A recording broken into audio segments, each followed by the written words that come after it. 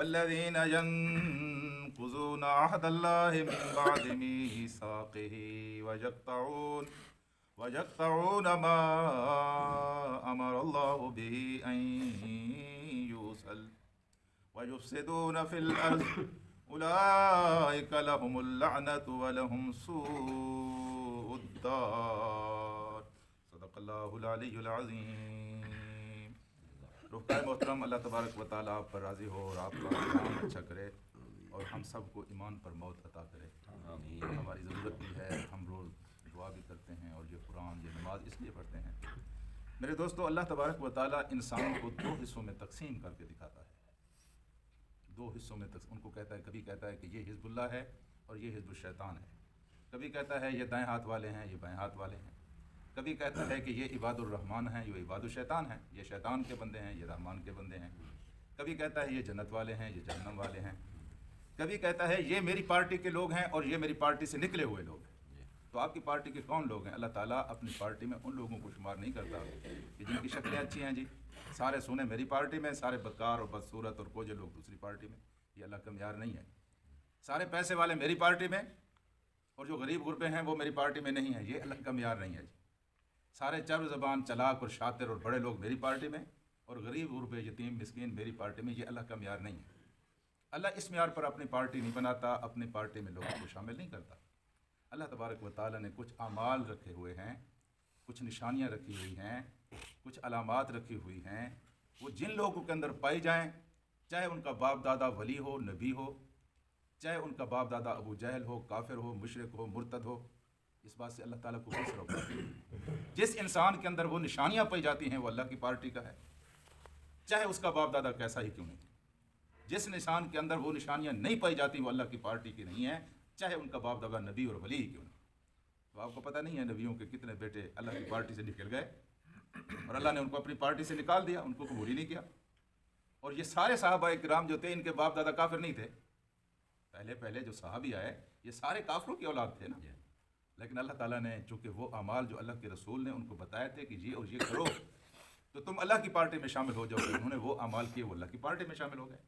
تو میرے عزیز دوستو، آج بھی معیار یہی ہے، وہ اعمال جو اللہ بتاتا ہے وہ ہماری زندگی میں ہیں، جو اللہ کی پارٹی والے اعمال ہیں تو ہم اللہ کی پارٹی کے لوگ ہیں، ہم جنت والے لوگ ہیں، ہم دائیں ہاتھ والے لوگ ہیں جی، ہم خوش نصیب لوگ ہیں، ہمارا خاتمہ ایمان پر ہوگا اور حشر کے دن ہم رسول اللہ کے ساتھ اٹھیں گے۔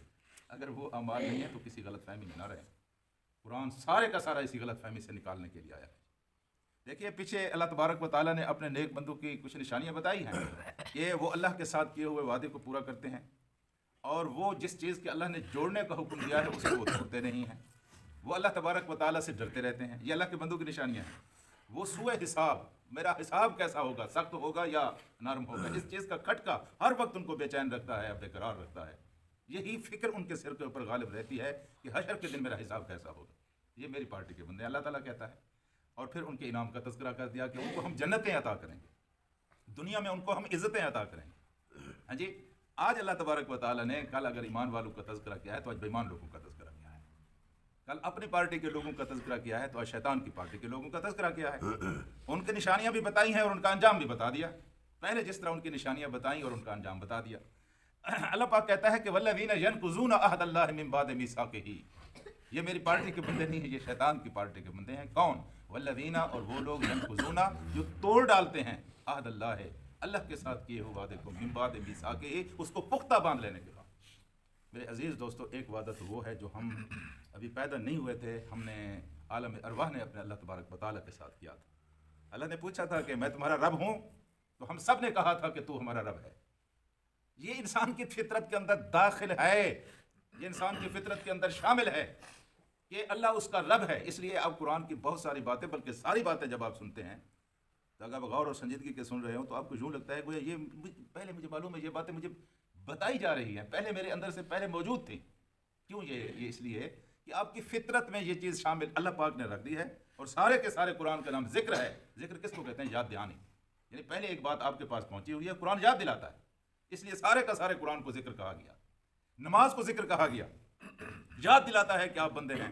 جس صبح اٹھتے ہیں یاد دلا دیا جائے آپ اللہ کے بندے ہیں، پھر جب آپ کی کاروباری سرگرمیاں اپنے عروج پر ہوتی ہیں ظہر کے وقت، پھر آپ کو بلا لیا جاتا ہے، آپ کو یاد دلایا جاتا ہے کہ آپ اللہ کے بندے ہیں. پھر عصر کے وقت آپ کو بلایا جاتا ہے. پھر ابھی شام ہونے والی ہے، پھر آپ کو بلا لیا جاتا ہے، آپ کو یاد رہے بھائی آپ اللہ کے بندے ہیں. پھر عشاء کے وقت آپ کو بلا لیا جاتا ہے، آپ کو یاد رہے. کہتے ہیں اللہ کا ذکر اللہ اکبر، اللہ کا ذکر بڑی چیز ہے. اور اللہ کے ذکر کی سب سے خوبصورت تفسیر جو ہے وہ کیا ہے؟ نماز ہے. اور نماز کو جو چیز خوبصورت بناتی ہے وہ اللہ کا قرآن ہے. جب تک آپ اللہ کا قرآن نہیں پڑھتے آپ کی نماز تو نہیں ہوتی نا. تو فرمایا یہ ہے کہ اللہ کے ساتھ ایک وعدہ وہ ہے جو آپ نے وہاں کیا تھا، دوسرا وعدہ وہ ہے جو آپ کلمہ پڑھ کر اللہ تعالیٰ کے ساتھ ایک وعدہ کرتے ہیں کہ اللہ میرا سب کچھ تیرے لیے ہے، اس کے بدلے مجھے جنت چاہیے. میرا مال، میری جان، میری اولاد، میرے اوقات، میری صلاحیتیں، میرے وسائل، میرے اسباب، جو کچھ میرے پاس ہے، جب تیرا حکم آیا میں اس کو قربان کر دوں. میری خواہشات، میری پسند و ناپسند، ہاں جی، اس کے بدلے میں اللہ پاک آپ کو کہتا ہے اگر یہ تم کم کرو تو میں تمہیں جنت عطا کروں. یہ دوسرا وعدہ ہے جو کلمہ پڑھنے کے بعد. تیسرا وعدہ میرے بھائیو، ہم آپس میں ایک دوسرے کے ساتھ جو کرتے ہیں اس کی بھی بڑی اہمیت ہے. اس کی کیا دینداری ہے جس کا وعدہ نہیں ہے. اس کو ہم دنیا کی زندگی، اس کاروباری کو کون کاروباری کرتا ہے جو وعدہ کر کے مکر جائے، صبح وعدہ کرے شام کو مکر جائے. تو جو لوگ وعدوں کو توڑ دیتے ہیں، اللہ کے ساتھ کیے ہوئے وعدوں کو توڑ دیتے ہیں، وَيَقْطَعُونَ مَا أَمَرَ اللَّهُ بِهِ أَن يُوصَلَ، اور جہاں اللہ نے جڑنے کا حکم دیا ہے وہاں وہ ایک دوسرے کے ساتھ قطع تلقی کر لیتے ہیں. اللہ پاک نے رحم کے رشتوں کو ایک دوسرے کے ساتھ جوڑا ہے.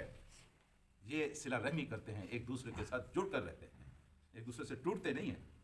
اور پھر فرمایا کہ وَيُفْسِدُونَ فِي الْأَرْضِ، اللہ کے ساتھ کیے ہوئے وعدے کو جب آپ توڑتے ہیں تب فساد برپا ہوتا ہے.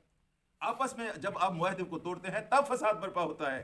یہ جتنے جھگڑے ہوتے ہیں کس بنیاد پر ہوتے ہیں؟ آپ نے یہ کہا تھا جی آپ مکر گئے ہیں. اللہ کے ساتھ کیے ہوئے وعدوں کو توڑنا بھی فساد کا موجب ہے. اور جب بندے ایک دوسرے کے ساتھ معاہدہ کرتے ہیں اور اس کو توڑ دیتے ہیں یہ بھی فساد کا موجب ہے. اس وقت جس فساد اور عذاب میں آپ گھرے ہوئے ہیں یہ فساد اور عذاب اسی معاہدے کی خلاف ورزی کا نام تو ہے کہ جتنے لوگوں نے آپ کے ساتھ اب تک وعدے کیے ہیں سارے وعدے انہوں نے توڑ دیے ہیں. اور نتیجہ کیا ہے کہ سارے کا سارا معاشرہ فساد کی زد میں ہے اور کہیں کوئی سکون نہیں ہے. کاروباری لوگ مطمئن نہیں ہیں، مذہبی لوگ مطمئن نہیں ہے، کوئی بھی مطمئن نہیں ہے. وَيُفْسِدُونَ فِي الْأَرْضِ، زمین میں فساد برپا کرتے ہیں. تو یہ ان کی نشانیاں بتا دی. اور سچی بات یہ ہے کہ حضرات ان نشانیوں کے اندر ساری مصیبتیں آ گئی ہیں، ساری مصیبتیں آ گئی ہیں. اللہ کہتا ہے کہ یہ وہ لوگ ہیں اولئک لہم اللعنہ، ان کے اوپر اللہ کی لعنت ہے. اور یہ سب سے سنگین ترین لفظ ہے. یہ اللہ کا حق ہے، بندوں کا حق ہی نہیں ہے کہ کسی کے اوپر لعنت بھیجے. بندے کا حق تین چیزیں ایسی ہیں میرے عزیز دوستو جب منہ سے نکلتی ہیں تو وہ جا کر لگ جاتی ہیں جس کے اوپر آپ نے بھیجی ہیں. اگر وہاں نہیں لگیں گی تو واپس لوٹ کر آپ کے پاس آ جائیں گی. ایک لعنت کا لفظ ہے جس کے اوپر آپ نے لعنت بھیجی ہے، اگر وہ لعنت کا مستحق ہے تو لعنت اس تک پہنچ جائے گی.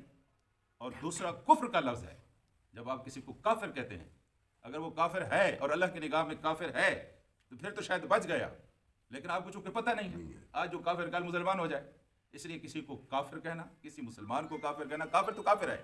کسی مسلمان کے اوپر لعنت بھیجنا اور طلاق کا لفظ اپنے منہ سے نکالنا، یہ تین چیزیں ایسی ہیں جو لاگو ہو کر رہتی ہیں. ان کے استعمال میں انسان کو بہت احتیاط کرنی چاہیے. اللہ کی لعنت ہے. اور پھر اللہ تبارک و تعالیٰ وَلَهُمْ سُوءُ الدَّارِ، ان سے کہا گیا تھا وَلَهُمْ عُقْبَى الدَّارِ، ان کے لیے آخرت کا گھر ہے، نعمت دار، ان کے لیے بہترین گھر ہے. یہ بدنصیب لوگ جو ہیں ان کے لیے بہت برا گھر ہے. اور آپ سب کو پتا ہے کہ بہت برا گھر کس کو کہا گیا؟ جہنم کا گھر ہے، آگ کا گھر ہے. میرے عزیز دوستو زبان کی پختگی اصل چیز ہے، ایمان اسی کا نام ہے. اور اپنے رشتوں کے ساتھ اللہ، دیکھیں دو چیزیں ہیں بس آخری بات. ایک وحدت الہ جو ہے، یہ ایک اللہ کو ماننا، یہ زمین کے اندر کیا کرتا ہے؟ اصلاح پیدا کرتا ہے. ایک وحدت الہ، ایک اللہ کو ماننا. اور دوسرا رحم کے رشتے، اور اس کا آغاز حضرت آدم سے ہوتا ہے. وحدت اولاد، آپ ایک اللہ کے بندے ہیں، حضرت آدم کے آپ بیٹے ہیں. یہ چیزیں بھی انسان کے اندر کیا کرتی ہیں؟ محبتیں پیدا کرتی ہیں. یہ دو چیزیں ہوں تو زمین کے اندر سے فساد ختم ہو جائے. اللہم صلی علی سیدنا و مولانا محمد.